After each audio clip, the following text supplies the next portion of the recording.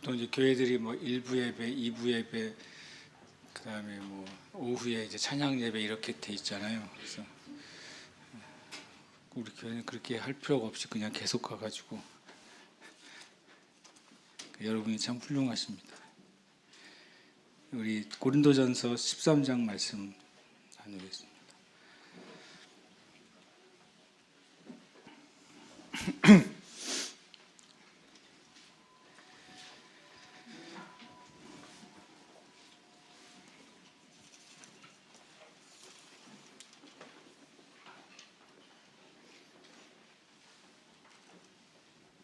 고린도전서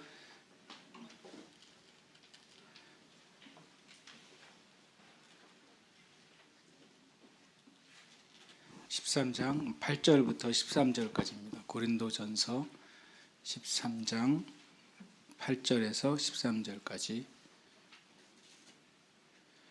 찾으셨습니까? 함께 말씀 읽겠습니다. 사랑은 언제까지나 떨어지지 아니하되 예언도 패하고 방언도 그치고 지식도 패하리라.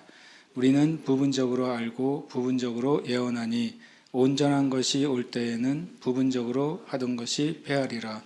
내가 어렸을 때에는 말하는 것이 어린아이와 같고 깨닫는 것이 어린아이와 같고 생각하는 것이 어린아이와 같다가 장성한 사람이 되어서는 어린아이의 일을 버렸노라. 우리가 지금은 거울로 보는 것 같이 희미하나 그때에는 얼굴과 얼굴을 대하여 볼 것이요. 지금은 내가 부분적으로 아나 그때에는 주께서 나를 아신 것 같이 내가 온전히 알리라. 그런즉 믿음, 소망, 사랑 이 세 가지는 항상 있을 것인데 그 중에 제일은 사랑이라. 아멘. 고린도전서 13장을 이제 우리가 뭐 성경이 정해주진 않는 제목이지만 이제 사랑장이라고 모든 그리스도인이 알고 있는 장이 고린도전서 13장입니다. 그러나 여러분도 아시는 것처럼 이제 13장은 12장부터 14장까지 이어지는 큰 주제의 말씀 안에 있는 내용입니다. 12장 1절을 같이 한번 읽어볼까요? 시작. 형제들아 신령한 것에 대하여 나는 너희가 알지 못하기를 원하지 아니하노니. 제가 옛날에 읽으면서 왜 이렇게 어렵게 썼을까 그랬어요. 난 너희가 잘 알았으면 좋겠다 이렇게 했으면 그 뜻이잖아요. 신령한 것에 대해서 잘 알기를 원한다 그렇게 그런 의미인데 알지 못하기를 원하지 아니하노니. 야 진짜. 근데 또 이게 뭐 그렇게 돼 있어요 원래도. 그래서 굉장히 강조하고 있는데 그래서 이제 신령한 것 한글 성경은 신령한 것인데 원래 의미는 이제 영적 은사입니다. 스피리추얼 기프트. 그래서 성령의 은사라고 되어 있습니다. 성령의 은사에 대해서 너희가 알지 못하기를 원하지 않는다. 성령의 은사에 대해서 너희가 알기를 원한다.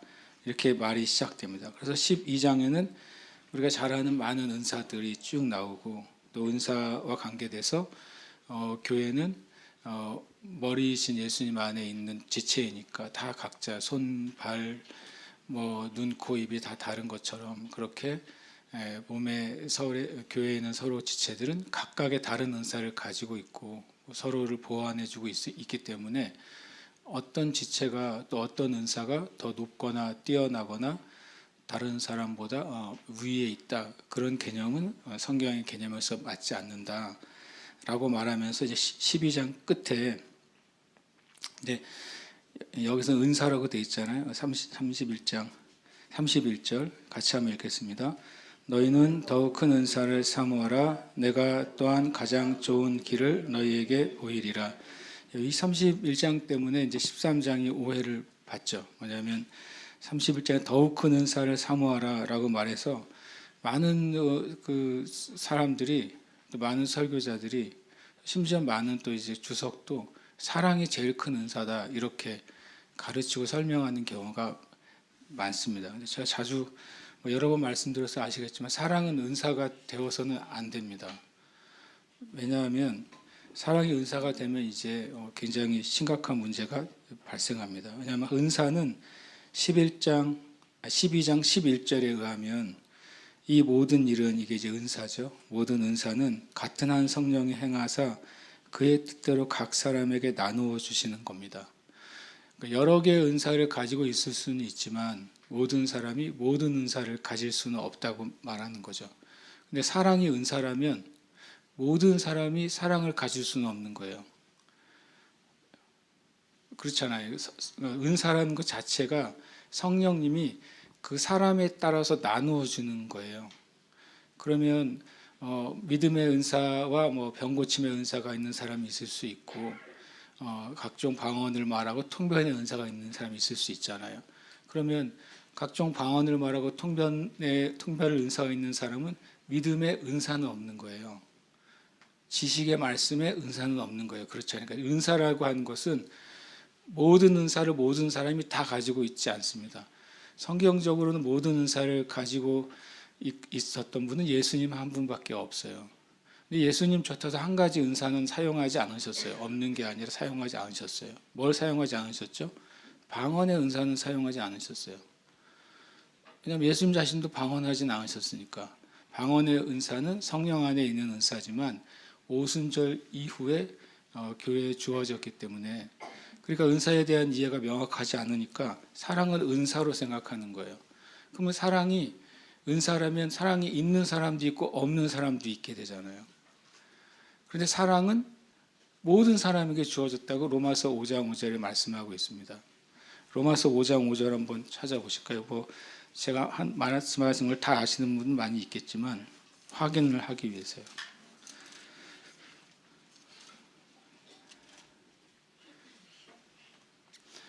로마서 5장 5절 찾으셨습니까? 로마서 5장 5절. 학군들은 주보에 로마서 5장이 있군요. 대단한데요. 또 외우고 있나 본데요. 자, 같이 읽겠습니다. 시작. 소망이 우리를 부끄럽게 하지 아니함은 우리에게 주신 성령으로 말미암아 하나님의 사랑이 우리 마음에 부은 바 됨이니. 자, 보시면 5장 5절은 사랑은 누가 주신다고 그래요? 성령이 주신다고 말했잖아요. 분명히요. 성령으로 말미암아 부어주세요. 네. 하나님이 우리가 사랑을 부어주시는데 뭘 통해서요? 성령을 통해 부어져요.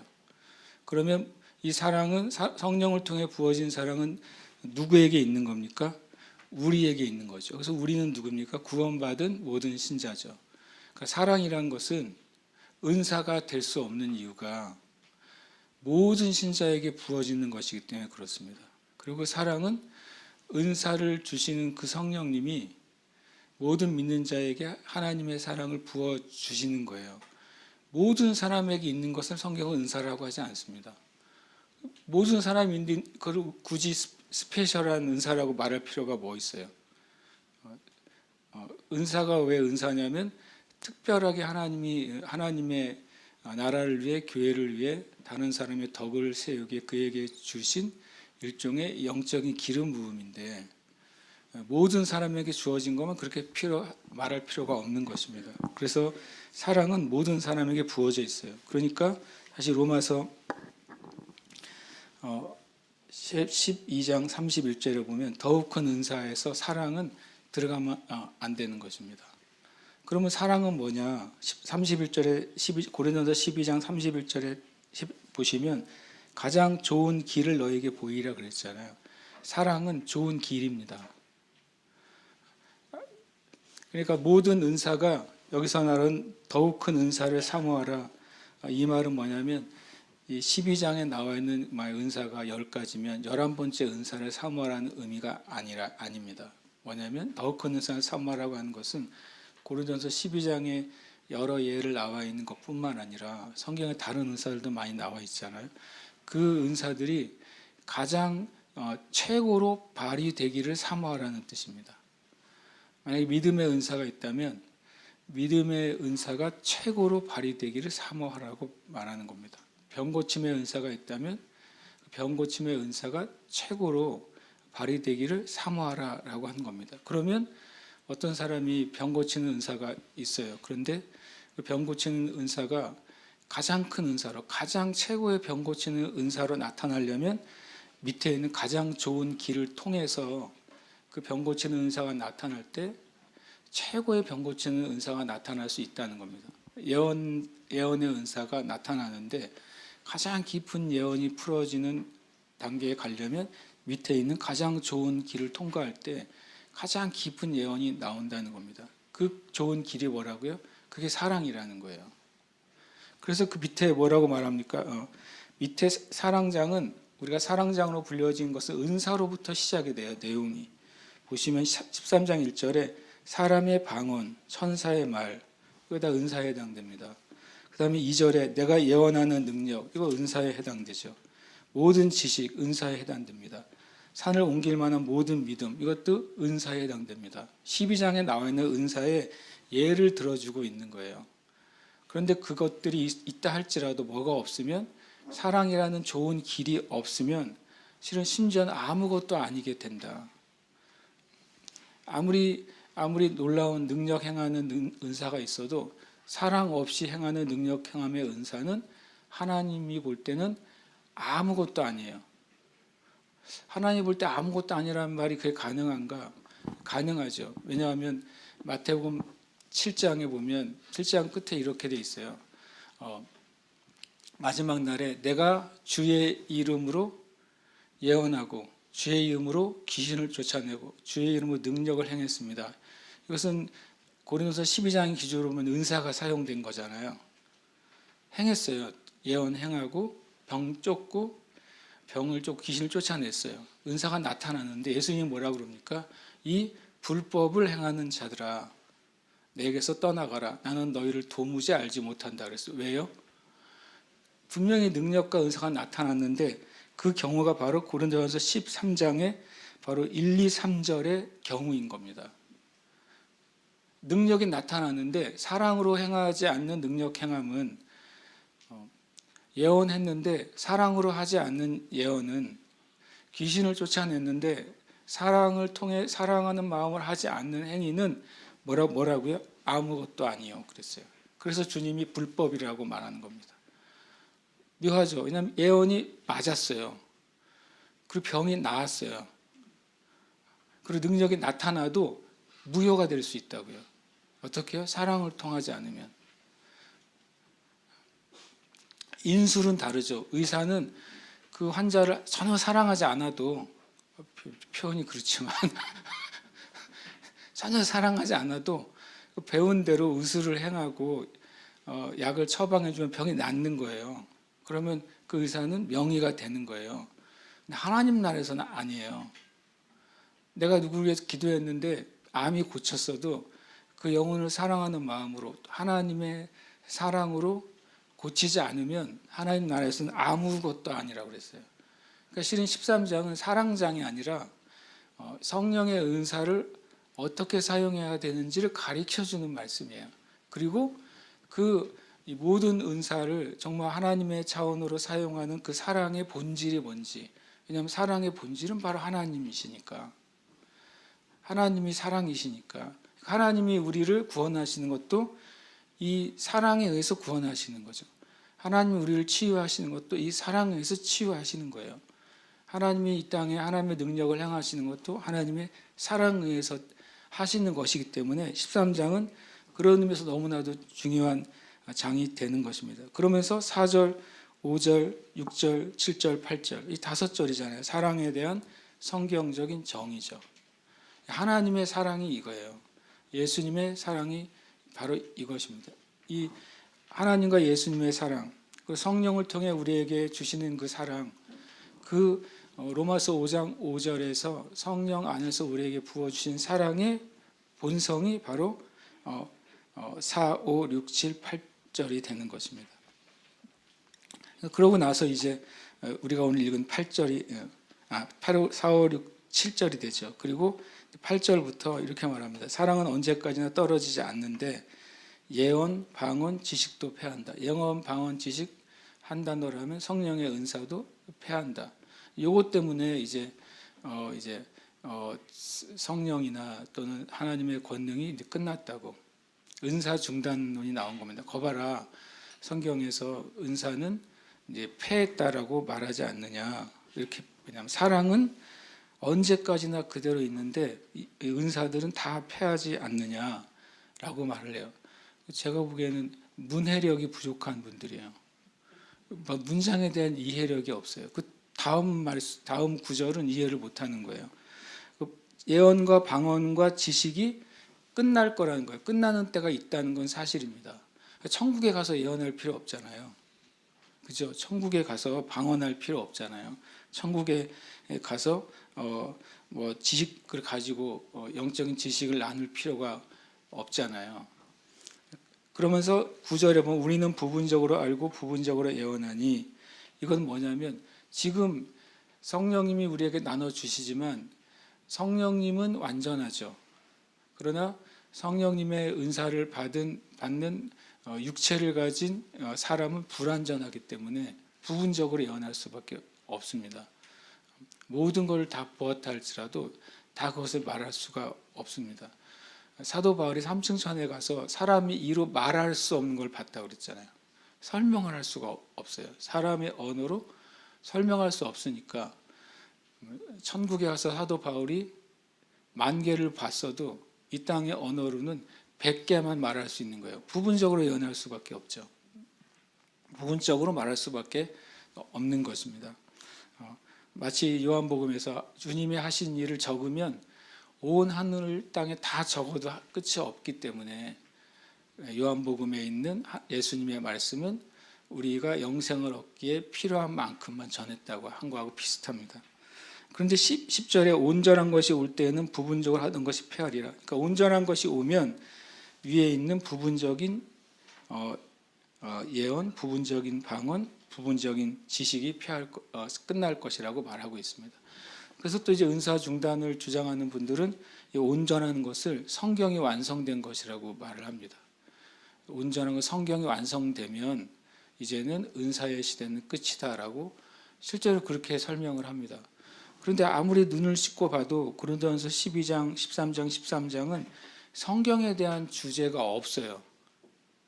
성경이 어떻게 쓰여졌고 성경의 내용이 무엇이고 성경에서 무엇을 가르쳐 주는지를 말하는 주제의 말씀이 고린도전서 12장, 13장, 14장에 눈 씻고 봐도 없다고요.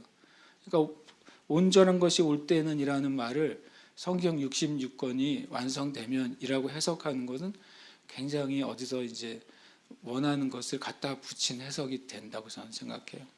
그럼 온전한 것이 뭐냐 하는 것이죠. 온전한 것이 뭐냐. 그리고 뒤에 나옵니다. 온전한 것이 뭐냐면 10절에 보면 우리가 어렸을 때에는 말하는 것이 어린아이와 같고 깨닫는 것이 어린아이와 같고 생각하는 것이 어린아이와 같다가 장성한 사람이 되어서는 어린아이의 일을 버렸느니라. 10절과 11절에 의하면 온전한 것은 뭡니까? 10절에는 장성한 사람이 되는 거예요. 맞죠? 성경을 그대로 볼 줄 알아야 돼요. 10절에서 말하는 온전한 것이라는 것을 11절은 예를 들을 때 어린아이가 장성한 사람이 되는 게 온전한 거예요. 그렇잖아요. 장성한 사람 되어서. 그래서 이 온전한 것은 두 가지로 해석할 여지가 있습니다. 하나는 우리가 믿음이 연약할 때에는 부분적으로 예언하고 부분적으로 알 수밖에 없다. 그러나 만약에 누군가가 믿음에 있어서 장성한 사람이 되면, 성경에 우리의 믿음의 차원을 어디까지 성장하라고 되어 있습니까? 예수 그리스도의 장성한 분량까지라고 그랬잖아요. 예수님의 장성한 분량이면 부분적으로 예언하는 게 아니겠죠. 예수님의 장성한 분량이라면 부분적으로 깨닫는 게 아니겠죠. 예수님의 장성한 분량이라면 일부분만 치유하는 게 아니겠죠. 왜냐하면 예수님이 장성한 분량이 뭔지를 성경에서 보여주셨거든요. 예수님께 나오는 사람은 어떤 병이 걸렸든 어떻게 됐습니까? 고침을 받았어요. 모든 병이 고침 받았다고요. 그 예수님의 장성한 분량입니다. 예수님이 하나님 뜻 가운데서 원하시기만 한다면 실은 자연적인 법칙까지도 거스르셨어요. 오병이어도 그랬고 무리를 걸으셨잖아요. 그리고 바람과 바다를 잔잔하게 했어요. 하나님의 뜻이라면 예수님은 말 그대로 못하실 일이 없으셨어요. 그것이 예수님의 장성한 분량입니다. 심지어 예수님은 더 뛰어넘어서 이런 말씀도 하셨어요. 나를 믿는 자는 내가 한 일을 그도 할 것이요 나보다 더 큰 일도 하리라.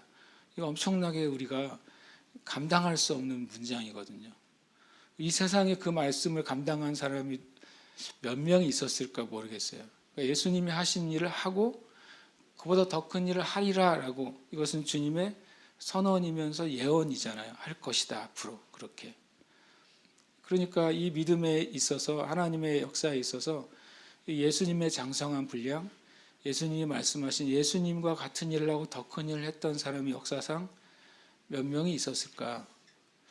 굳이 표현하자면 스미스 위글스워스 목사님에 대해서는 이렇게 말했어요. 모든 병을 치유하는 사람이에요. 그분에 대한 평가가 못 고친 질병이 없는 분이라고 평가가 되어 있습니다. 영국의 스미스 위글스워스 목사님이요. 역사상 몇몇 없어요. 진짜 한 손에 꼽을 만한 것 같습니다. 그래서 이 온전한 것이 올 때는 제가 말한 것처럼 믿음의 장성한 상태가 됐을 때에는 이 은사의 영역이 큰 은사의 영역, 12장 끝에 나와 있는 더욱 큰 은사의 수준으로 이르는 역사적인 인물이 몇 명은 있다.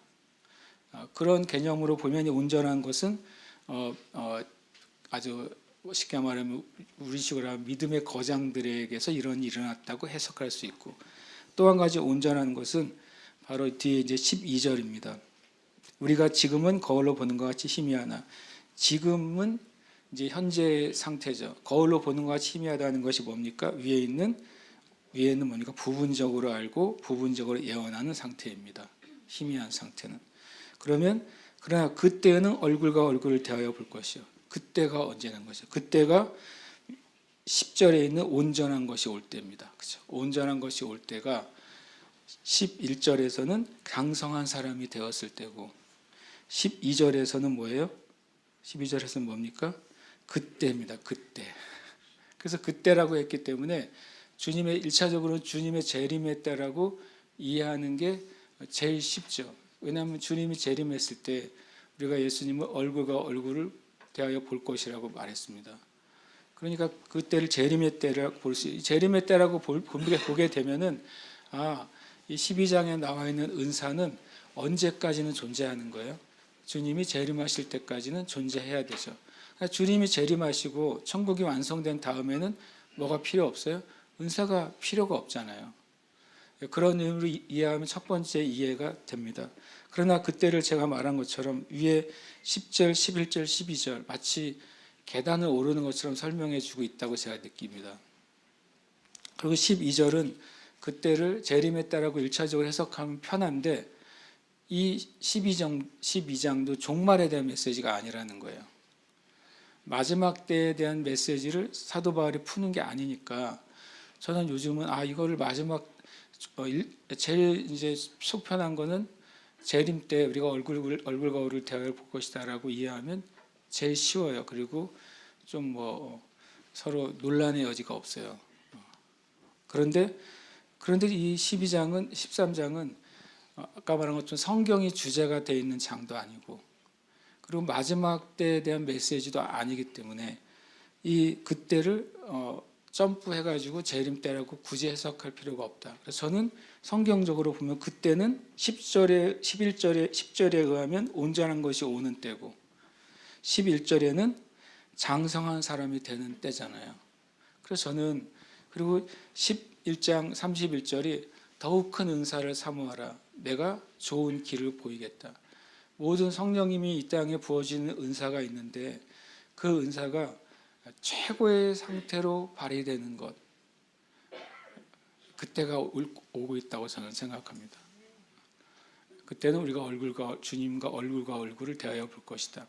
그 말은 뭐냐면 우리가 하나님이 성경에서 말씀하시는 것들이 이제는 더 명확하게 그리고 더 온전하게 나타나게 될 것이다.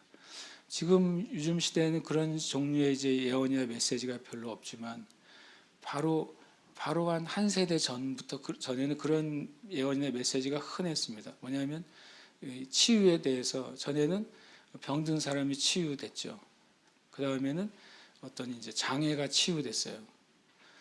그리고 불치의 병들이 치유되는 일들이 많이 기록이 되어 있습니다. 그러면 그 다음 단계의 치유가 있느냐라고 말했을 때 이런 치유를 얘기했습니다. 창조적 치유. 창조적 치유가 뭡니까? 만약에 장애는 몸이 망가진 거잖아요. 그게 회복이 되는 거죠. 창조적 치유는 이런 겁니다. 눈이 없이 태어나는 사람에게 눈이 생기는 것. 예를 들어서 사고로 손발이 절단된 사람에게 손발이 생기는 것. 이런 게 창조적 치유라는 표현을 쓰는 겁니다. 만약에 신장이 하나 없는 사람에게 신장이 생기는 것. 그걸 창조적 치유라는 표현을 한 세대 전에는 많은 치유 사역자나 선지자들이 얘기를 했어요. 지금 그런 얘기를 하면은 장기 이식을 하죠. 그렇게 나온다고요. 장기 이식을 하고 아주 높은 수준의 의족을 하죠. 의족과 의술을 하죠. 라고 말하는 세상이 된 것입니다. 그러나 저는 이 고린도서 13장은 그 가능성을 보여주는 말씀이라고 저는 생각해요. 이것이 성경 맥락이니까요.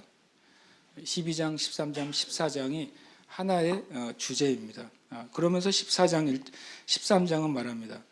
그런즉 믿음, 소망, 사랑 이 세 가지는 항상 있을 것인데 그 중에 제일은 사랑이라. 이것 때문에 사랑장이 돼버렸어요. 그러니까 뭐라고 말하냐면 사랑은 8절에 사랑은 언제나 있을 거다. 이것이 뭔 은사가 아니란 말이에요. 은사가 아니고 그것은 계속 하나님의 그리스도인데 하나님의 세계 안에 계속 존재하는 것이 될 것이다라고 말하는 겁니다. 그러면서 믿음, 소망, 사랑 이 세 가지 항상 있는데 그 중에 제일은 사랑이라. 이 땅을 살아가는 동안 믿음, 소망, 사랑은 항상 있게 됩니다. 왜냐하면 구원받기 위해서 가장 필요한 요소는 믿음이에요. 구원받은 사람이 그 사람의 구원받은 자가 내적인 기쁨과 또 삶의 그 목표를 이뤄가는 과정인데 필요한 목표는 바로 예수님의 재림과 천국에 대한 소망입니다. 그러니까 믿음, 소망, 사랑을 여기서 이해할 때 믿음은 구원받기 위한 필수 요소고 소망은 그리스도인들이 이 땅을 살아가는데 가지고 있어야 될 태도예요. 뭐냐면 영원한 천국에 대한 소망이요. 그러면 사랑은 뭡니까? 사랑은 이제 이 땅뿐만 아니라 영원한 천국까지도 계속 증가하는 유일한 것입니다. 주님이 재림하시고 천국이 임한 다음 더 큰 믿음은 필요가 없어요. 왜냐하면 믿은 것이 현실이 되기 때문에 그렇습니다. 더 큰 소망도 필요가 없어요. 왜냐하면 소망했던 주님의 재림과 천국이 뭐가 됐으니까 현실이 됐기 때문에 그렇습니다. 근데 사랑은 다릅니다. 사랑은 계속해서 자라나는 것입니다. 천국에서는 유일하게 자라나는 것이 있다면 천국에서는 사랑입니다. 하나님이 영원하시기 때문에 하나님의 영원한 사랑을 천국에서 우리가 계속 누리게 되는 것입니다. 그런 의미에서 믿음, 소망, 사랑 이 세 가지는 항상 있을 것인데 그 중에 제일은 사랑이라. 천국의 미래는 사랑이에요. 왜냐하면 천국에서 하나님과 영원하고 지속적이고 계속 자라나는 사랑의 관계가 있기 때문에 그렇습니다. 그리고 14장에서 사랑을 추구하며 신령한 것들을 사모하며 라고 되어 있잖아요. 14장 1절 보십니까? 네, 시간 다 듣지만 사랑과 신령한 것을 구별해 놨죠. 사랑은 신령한 것이 아니기 때문에 그렇습니다. 사랑은 은사가 아니기 때문에 사랑을 추구하며 신령한 것이 뭐라고? 은사잖아요. 성령의 은사를 사모하라. 사랑은 은사가 아니다. 모든 은사를 가장 높은 수준으로 만들어주는 하나님의 최고의 길이에요. 이것이 사랑인 것이죠. 그리고 나서 14장 끝을 보겠습니다. 다음 우리 예배팀이 나오시면 되겠습니다. 14장 39절 40절입니다. 함께 읽겠습니다. 시작. 그런즉 내 형제들아 예언하기를 사모하며 방언 말하기를 금하지 말라. 모든 것을 품위 있게 하고 질서 있게 하라. 이 모든 것이 뭡니까? 신령한 것, 영적인 은사를 말합니다.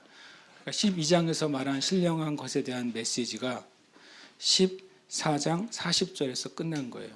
12, 13, 14장은 성령의 은사에 대해서 사도 바울이 가르친 메시지예요. 그리고 15장에서는 다른 주제로 넘어갑니다. 뭡니까? 부활에 대한 주제로 넘어가는 거죠.